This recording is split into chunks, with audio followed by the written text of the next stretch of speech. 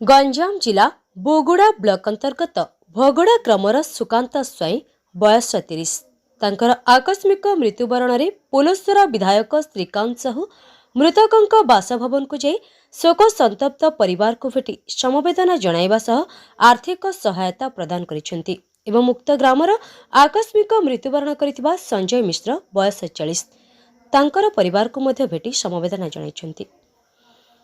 बोगुड़ा block अंतर्गत माणीतरा ग्रामठारे मां सरस्वती विद्या मंदिर 19तम वार्षिक उत्सव अनुष्ठित हो जाइछि।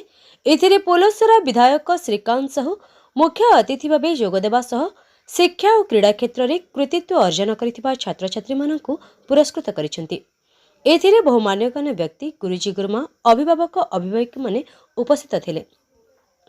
बोगुड़ा ब्लॉक अंतर्गत गोलिया ग्रामठारे आम ओडिशा नवीन ओडिशा पंचायत स्तरीय सचेतनता शिविर कार्यक्रम अनुष्ठित हो जाइछि।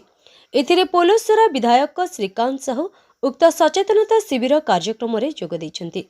एथिरे बोगुड़ा गोष्ठी उन्नयन अधिकारी बहु जनप्रतिनिधि और जनसाधारण उपस्थित थिले।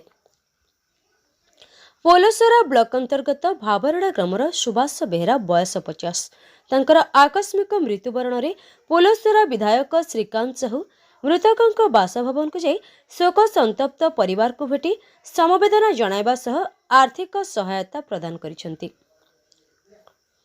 गंजाम जिला गोपालपुर बेलाभूमि ठारे तृतीय दिन में गोपालपुर बेलाभूमि महोत्सव अनुष्ठित हो जाइछि। एथिरे पोलसरा विधायक श्रीकांत साहू विधायक ब्रह्मपुर विक्रम कुमार पंडा एवं खलिकोट विधायक सूर्यमणि वैद्य जोगदे महोत्सव को उद्घाटन करिसेंती।